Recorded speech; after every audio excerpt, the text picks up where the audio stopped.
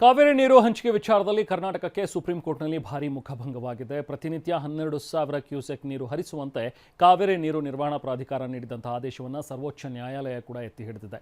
ಮುಂದಿನ ಸೋಮವಾರದವರೆಗೆ ಸಿಡಬ್ಲ್ಯೂಎಂಎ ಆದೇಶವನ್ನು ಕಡ್ಡಾಯವಾಗಿ ಪಾಲಿಸಬೇಕು ಅಂತ ಹೇಳಿ ಸುಪ್ರೀಂ ಕೋರ್ಟ್ ಸೂಚಿಸಿದೆ. ವಿಚಾರಣೆಯನ್ನು ಮುಂದಿನ ವಾರಕ್ಕೆ ಮುಂದೂಡಿದೆ.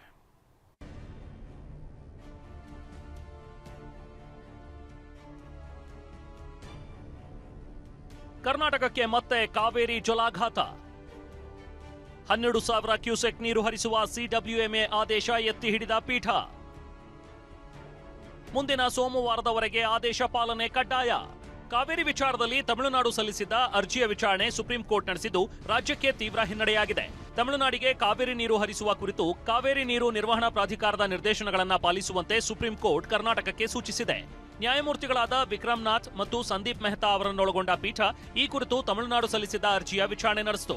ತಮಿಳುನಾಡು ಮತ್ತು ಕರ್ನಾಟಕದ ವಾದ ಆಲಿಸಿದ ನ್ಯಾಯಪೀಠ ಕಾವೇರಿ ನೀರು ನಿರ್ವಹಣಾ ಪ್ರಾಧಿಕಾರದ ನಿರ್ದೇಶನಗಳನ್ನು ಅನುಸರಣೆಯನ್ನ ಖಚಿತಪಡಿಸಿಕೊಳ್ಳುವಂತೆ ಕರ್ನಾಟಕಕ್ಕೆ ತಿಳಿಸಿತು. ಹಾಗಾದ್ರೆ ಅರ್ಜಿ ವಿಚಾರಣೆ ವೇಳೆ ತಮಿಳುನಾಡು ಪರ ವಕೀಲರು ಹಾಗೂ ಕರ್ನಾಟಕ ಪರ ವಕೀಲರ ವಾದ ಏನಿತ್ತು ಅಂತ ನೋಡೋಣ. ಟ್ರಿಬ್ಯುನಲ್ ತೀರ್ಪಿನಂತೆ 64 ಟಿಎಂಸಿ ಬರಬೇಕಿತ್ತು. ಬಂದಿರುವುದು ಕೇವಲ 14 ಟಿಎಂಸಿ. 20 ಟಿಎಂಸಿ ನೀರು ಇನ್ನೂ ಬಾಕಿ ಇದೆ. ಕರ್ನಾಟಕದ ಜಲಾಶಯಗಳಲ್ಲಿ 76% ನೀರಿದ್ದರೂ ಕರ್ನಾಟಕ ಸಿಡಬ್ಲ್ಯೂಎಂಎ ಆದೇಶ ಪಾಲಿಸುತ್ತಿಲ್ಲ.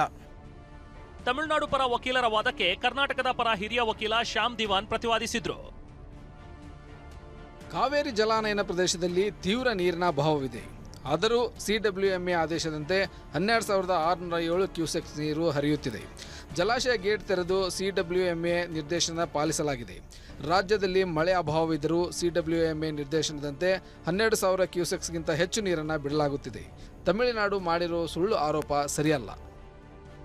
ವಾದ ಪ್ರತಿವಾದ ಆಲಿಸಿದ ಸುಪ್ರೀಂ ಕೋರ್ಟ್ ಅಂತಿಮವಾಗಿ ಸಿಡಬ್ಲ್ಯೂಎಂಎ ಆದೇಶ ಪಾಲಿಸಲು ಸೂಚಿಸಿತು. 15 ದಿನ 12,000 ಕ್ಯೂಸೆಕ್ ನೀರು ಹರಿಸುವಂತೆ ಆದೇಶ ಎತ್ತಿ ಹಿಡಿದು ಮುಂದಿನ ಸೋಮವಾರಕ್ಕೆ ವಿಚಾರಣೆ ಮುಂದೂಡಿದೆ. ಸುಪ್ರೀಂ ಆದೇಶದ ಬಳಿಕ ಸರ್ಕಾರದ ಮುಂದಿನ ಕಾನೂನು ನಡೆ ಏನು? ಸುಪ್ರೀಂ ಆದೇಶದ ಬಗ್ಗೆ ಮಾತನಾಡಿದ ಸಚಿವ ಚಲುವರಾಯಸ್ವಾಮಿ, ಸುಪ್ರೀಂ ಕೋರ್ಟ್ ಯಥಾಸ್ಥಿತಿ ಮುಂದುವರಿಸಲು ತಿಳಿಸಿದೆ. ಕಾನೂನು ತಜ್ಞರ ಜೊತೆಗೆ ಮಾತನಾಡಿದ್ದೇನೆ.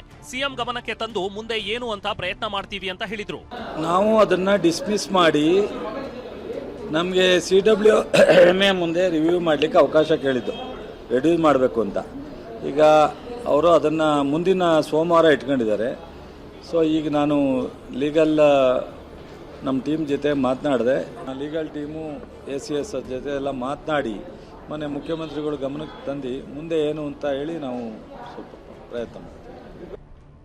ವಿಧಾನಸೌಧದಲ್ಲಿ ಮಾತನಾಡಿದ ಶಾಸಕ ಕದಲೂರು ಉದಯ್, ಮಂಡ್ಯದಲ್ಲಿ ಸದ್ಯಕ್ಕೆ ನಮಗೆ ನೀರಿನ ಕೊರತೆ ಇದೆ. ಹಾಗಾಗಿ ನಮ್ಮ ಸರ್ಕಾರದ ಮುಂದೆ ನೀರು ಬಿಡುವ ಪ್ರಸ್ತಾಪ ಇಲ್ಲ. ಕಾನೂನು ತಜ್ಞರ ಜೊತೆ ಚರ್ಚಿಸಿ ಸಿಎಂ ತೀರ್ಮಾನ ಮಾಡ್ತಾರೆ ಅಂದ್ರು. ಈಗ ಸದ್ಯದ ಪರಿಸ್ಥಿತಿಯಲ್ಲಿ ನಮಗೆ ನೀರಿನ ಕೊರತೆ ಇದೆ. ಕುಡಿಯೋ ನೀರಿಗೆ ಮತ್ತು ನಮ್ಮ ರೈತರಿಗೂ ನೀರು ಕೊಡೋಕ್ಕಾಗ್ತಿಲ್ಲ. ಹಾಗಾಗಿ ನಮ್ಮ ಸರ್ಕಾರದ ಮುಂದೆ ನೀರು ಬಿಡುವಂಥ ಪ್ರಸ್ತಾವನೆ ಇಲ್ಲ. ಅದಕ್ಕೆ ನಮ್ಮ ಯಾರ್ದು ಕೂಡ ಒಪ್ಪಿಗೆನೂ ಕೂಡ ಇಲ್ಲ. ಬಟ್ ಅಲ್ಲಿ ಪ್ರಾಧಿಕಾರದಿಂದ ಅವರು ಬಿಡ್ಲಿಕ್ಕೆ ಹೇಳಿದರು. ತದನಂತರ ಸುಪ್ರೀಂ ಕೋರ್ಟಲ್ಲಿತ್ತು. ಈಗ ಮುಖ್ಯಮಂತ್ರಿಗಳು ಅದರ ಬಗ್ಗೆ ಕಾನೂನು ತಜ್ಞರ ಜೊತೆ ಚರ್ಚಿಸಿ ತೀರ್ಮಾನ ಮಾಡ್ತಾರೆ. ಬಟ್ ನೀರು ಬಿಡುವಂಥ ಪ್ರಸ್ತಾಪ ನಮ್ಮ ಮುಂದೆ ಇಲ್ಲ ಸದ್ಯಕ್ಕೆ. ಸಿಡಬ್ಲ್ಯೂಎಂಎ ಆದೇಶ ಪಾಲಿಸುವಂತೆ ಸುಪ್ರೀಂ ಸೂಚಿಸಿದ ಬೆನ್ನಲ್ಲೇ ಮಂಡ್ಯ ಜಿಲ್ಲೆ ಶ್ರೀರಂಗಪಟ್ಟಣದಲ್ಲಿ ರೈತರು ಪ್ರತಿಭಟನೆ ನಡೆಸಿದ್ರು. ಭೂಮಿ ತಾಯಿ ಹೋರಾಟ ಸಮಿತಿ ಸದಸ್ಯರು ತಾಲೂಕು ಕಚೇರಿ ಬಳಿ ನೇಣು ಕುಣಿಕೆ ಹಿಡಿದು ಧರಣಿ ಮಾಡಿದ್ರು. ಸಮರ್ಥವಾಗಿ ವಾದ ಮಂಡಿಸುವಲ್ಲಿ ಸರ್ಕಾರ ವಿಫಲವಾಗಿದೆ ಅಂತ ಆರೋಪಿಸಿ ಸರ್ಕಾರದ ವಿರುದ್ಧ ರೈತರು ಆಕ್ರೋಶ ವ್ಯಕ್ತಪಡಿಸಿದ್ರು.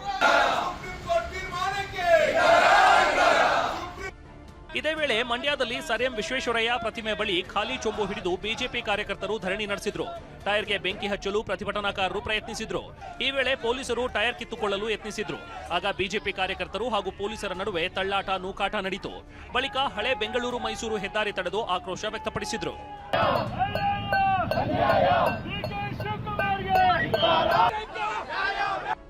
ಪ್ರಸ್ತುತ ಜಲಾಶಯಗಳಲ್ಲಿ ಒಳಹರಿವು ಕ್ಷೀಣಿಸುತ್ತಿರುವ ಬೆನ್ನಲ್ಲೇ ಸುಪ್ರೀಂ ಕೋರ್ಟ್ ಕೂಡ ಸಿಡಬ್ಲ್ಯೂಎಂಎ ಆದೇಶವನ್ನ ಕಡ್ಡಾಯವಾಗಿ ಪಾಲಿಸುವಂತೆ ತಿಳಿಸಿರೋದ್ರಿಂದ ತಮಿಳುನಾಡಿಗೆ ನೀರು ಹರಿಸಲೇಬೇಕಾದ ಧರ್ಮ ಸಂಕಟ ಅನಿವಾರ್ಯತೆ ರಾಜ್ಯ ಸರ್ಕಾರಕ್ಕೆ ಎದುರಾಗಿದೆ.